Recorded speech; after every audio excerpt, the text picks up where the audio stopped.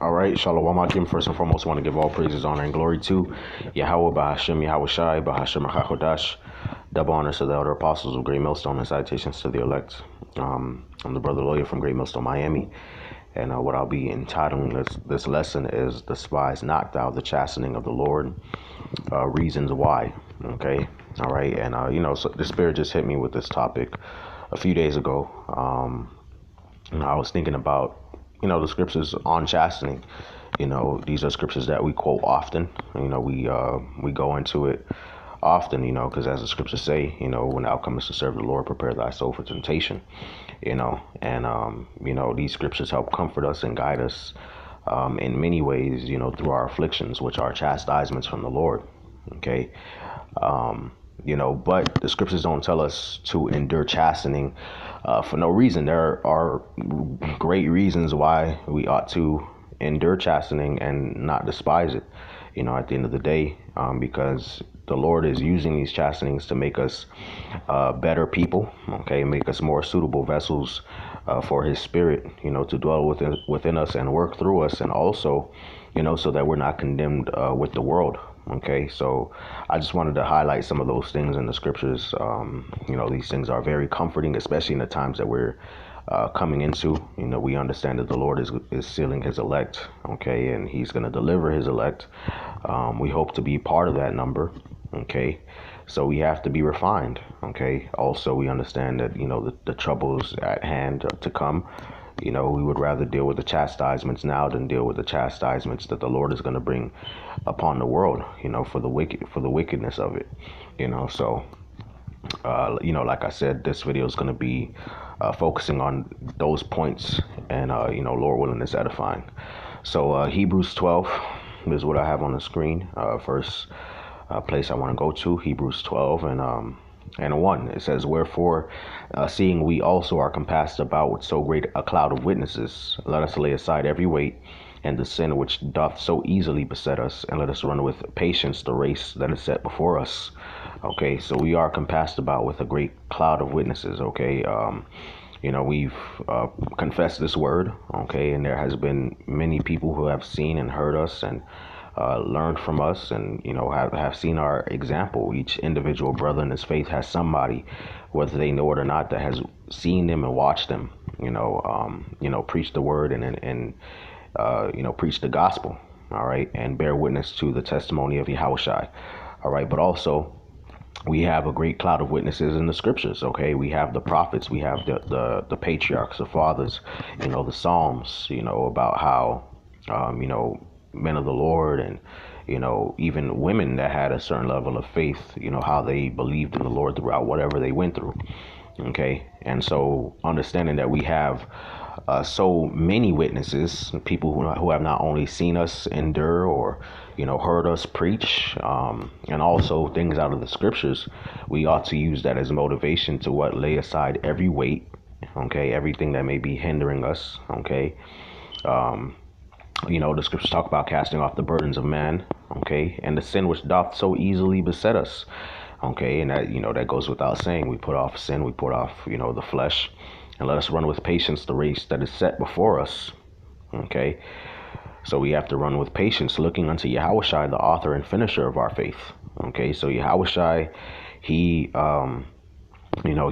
ran his course, if you will, with patience, all right, and he's the author and the finisher of our faith. He's the reason why we believe, okay, and we believe that he's going to come back and make good on all the promises that the scriptures talk about, that he would do for us as a people, who for the joy that was set before him endured the cross, despising the shame, and is set down at the right hand of the throne of the Most High. Okay, so Yahushua he endured the cross that he had to bear, okay, and of course that's a reference to the crucifixion and how he had to carry the cross and be spit upon and beat and all of those things, but he had to carry his cross, metaphorically speaking, if you will, all the way up until that point, dealing with scoffers and gainsayers, people trying to kill him and things of that nature, being hated of his own kinsmen, not receiving honor in his hometown, right? but he endured it for the joy that was set before him. Okay, and the joy was the joy of, completing the mission. Okay, being set at the right hand of the throne of the Most High. All right, receiving the dominion, or the preeminence. Okay, of the kingdom. All right, he had to endure everything he had to go through to prove himself to be that worthy son, that man that the Lord had testified was going to be king over his people and rule the earth. All right. And he knew that was going to be a joyous reward for all of the things that he went through. So that's why he endured. He was able to see the vision, the light at the end of the tunnel, so to speak. Verse 3, it says, "For consider him that endured such contradiction of sinners against himself, lest ye be wearied and faint in your own minds. Ye have not yet resisted unto blood, striving against sin."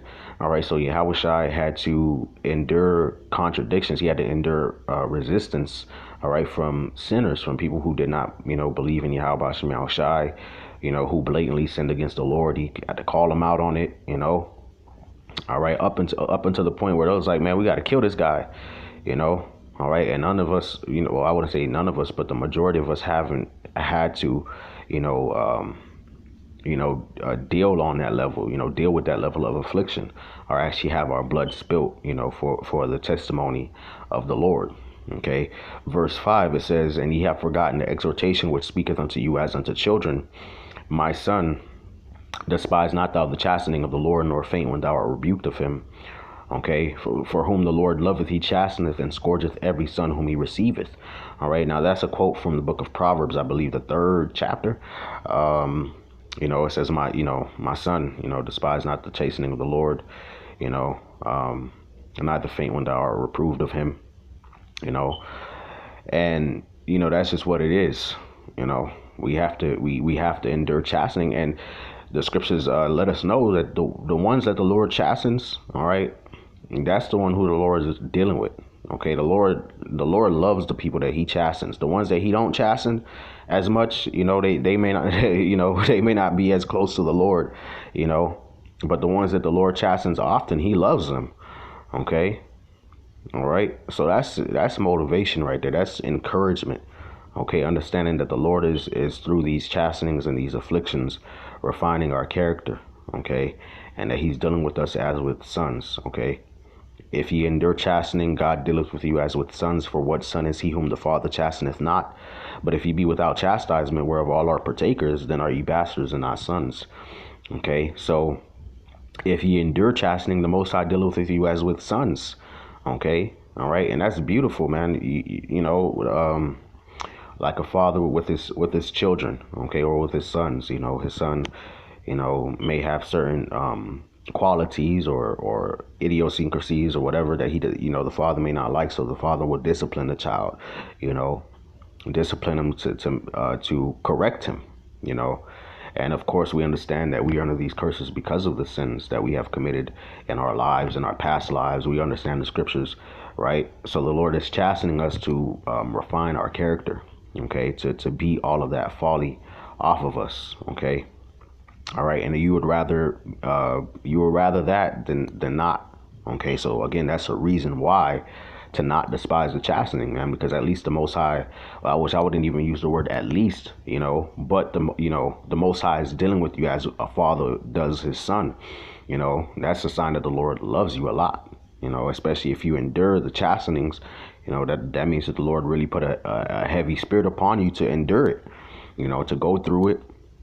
And to come out on the other side, with your faith, your wits intact. Okay. Verse 9, it says, "Furthermore, we have had fathers of our flesh which have corrected us, and we gave them reverence. Shall we not much rather be in subjection unto the Father of spirits and live? For they verily for a few days chasten us after their own pleasure, but he for our profit, that we might be partakers of his holiness." All right, so the Lord is chastening us, man, so that we might be partakers of his holiness, man. Yahushua was chastened, okay, all right, and he had to go through his chastening to receive glory, okay, All right. The scriptures tell you, the spirit beareth witness with our spirit that we are the children of the Most High. And if children, then heirs, heirs of the Most High, and joint heirs with Yahweh Shai HaMashiach, if so be that we suffer with him, that we may be glorified together. So Yahweh Shai had to suffer before he could receive that glory that the Father had prepared for him. That holiness, man. Okay. And so the Father, Yahweh Shai, he's chastening us, all right, refining our character so that we could be conformed to the image of his Son, so that we could be like Yahweh Shai and inherit that holiness, that glory, that godhood that brothers talk about, the spiritual powers and the new bodies and how we're going to be gods and flying in the chariots in the kingdom of heaven and, the planets and the galaxies and all of that. Well, we have to endure chastening to get there, all right, to be regarded as the people of the Most High. We just have to go through it, and rather that than not, Verse 11, it says, now no chastening for the present seemeth to be joyous, but grievous. All right, so, of course, scriptures tell us not to despise the chastening of the Lord. So we got to go through it, but it don't feel good. Now, of course, you're going to have pain. You're going to have grief. All right, you may cry. You may be down. Okay.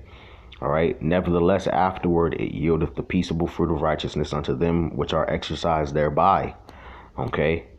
All right. So after the chastening, what does it do? The chastening helps make you a better person. Okay. I was speaking to the Elder Itazawam yesterday, in Atlanta. Here in Atlanta, I'm visiting.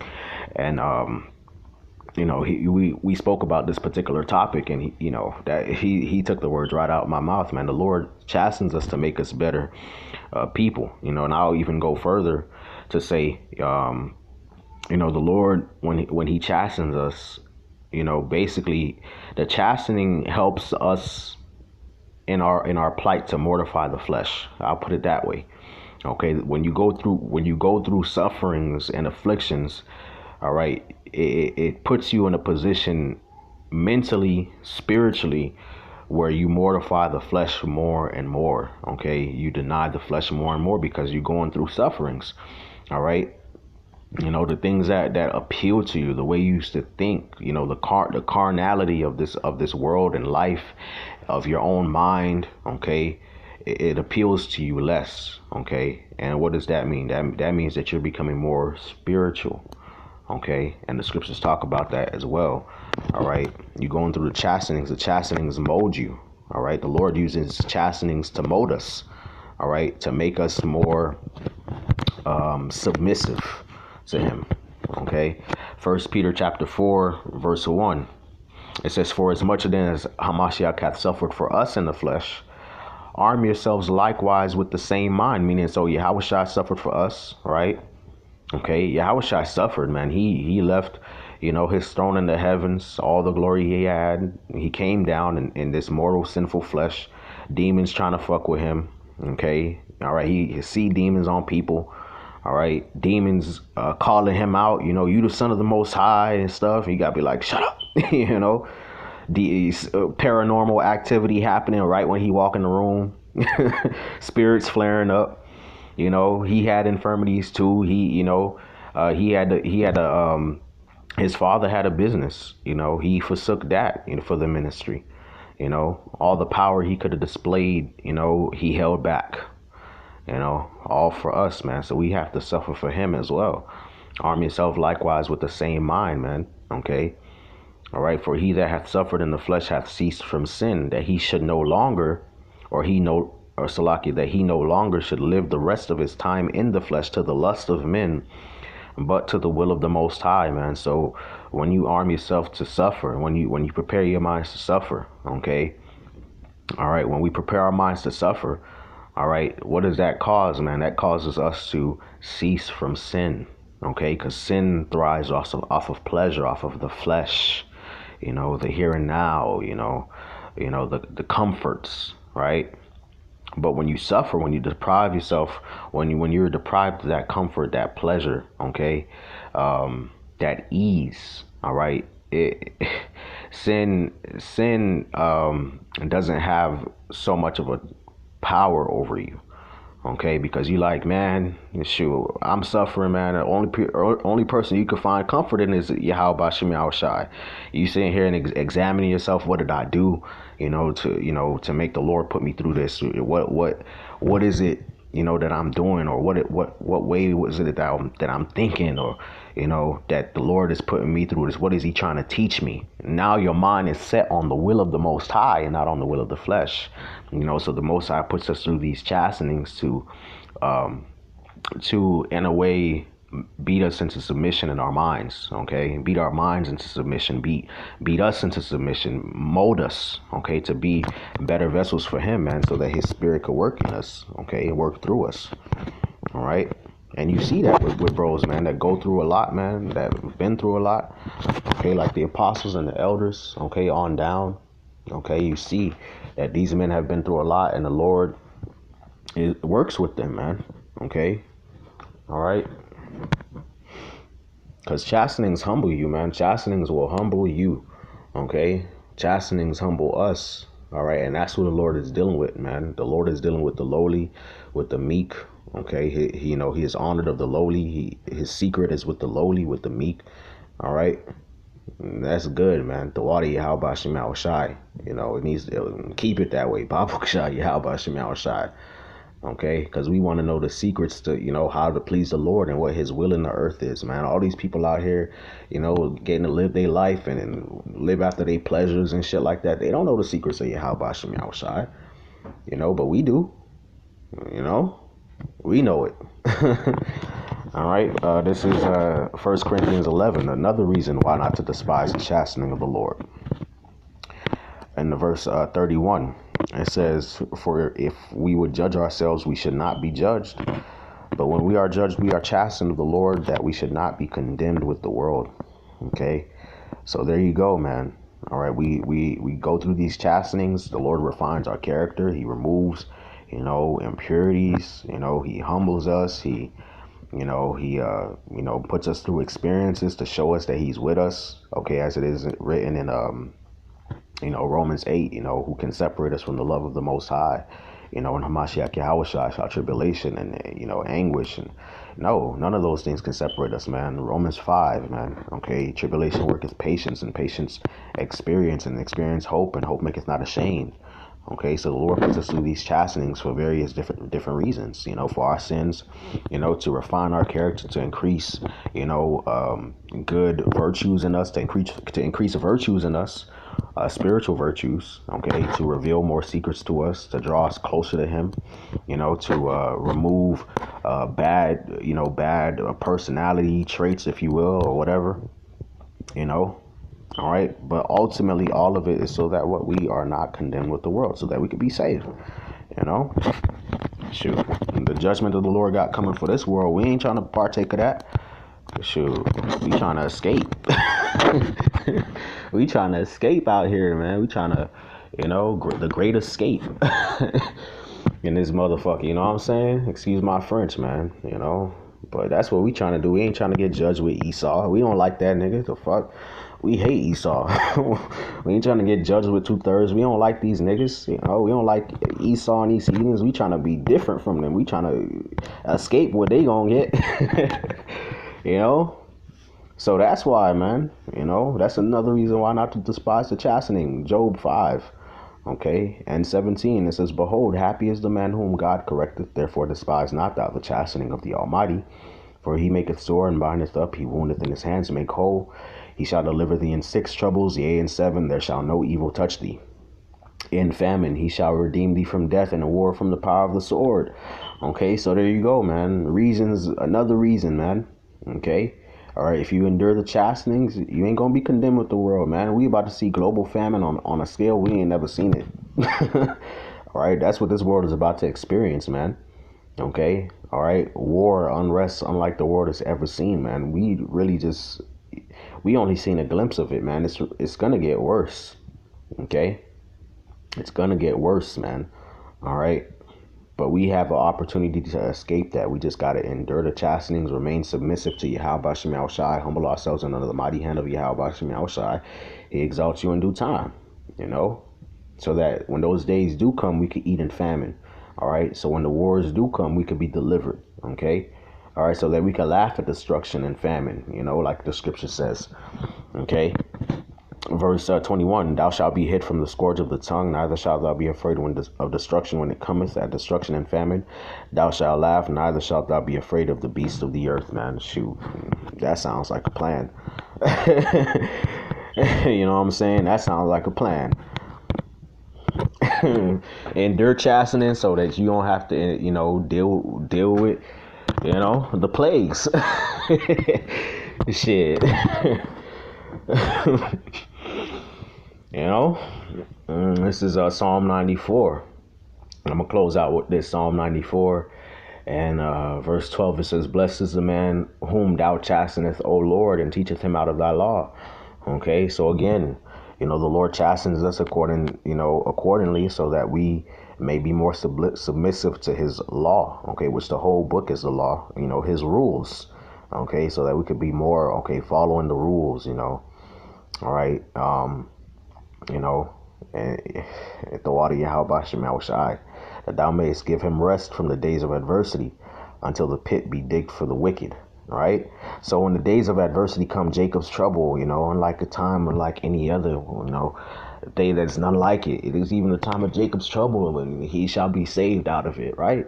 On that day, when those days come, which we practically seeing Jacob's trouble right now. Okay. All right. We're going to have rest. Okay. We're going to have rest somehow, some way. The Lord's going to protect us. We know that he's going to lift up a standard. We know that we're going to make sure we eat, drink, marry, have abundance.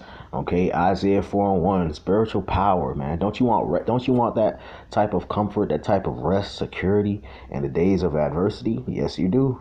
Okay. Yes, you do, man. All right. And when the Lord gives us that rest, we're going to be chilling until we see the pit digged for the wicked, man. Okay, till we see this place get destroyed by fire, looking down on the sea of glass mingled with fire, right? Okay, but up until the destruction comes, we're gonna be coasting through the spirit, man. Of course, we're gonna have to endure certain different shit, dealing with this flesh, and things of that nature, of course, But hey, we're gonna be good in the days to come, man. All right, and this goes in line with the scripture in 1 Corinthians 11, man. All right, chasten so that you are not condemned with the world, man, and that's what we want, man. We want to be better people for Yahweh Bashim Shai. We want His Spirit to work with us more. Okay, we want to be closer to Him. We want to be more submissive to His will. We want to be partakers of His holiness. We want to bear forth the peaceable fruits of righteousness. What they call the beatitudes. Matthew 5 and the fruit of the Spirit. Galatians, the book of Galatians chapter 5. The fruit of the Spirit is love, joy, peace, and long suffering, and gentleness, and goodness, and faith, and meekness, and temperance. Against such there is no law. We want that.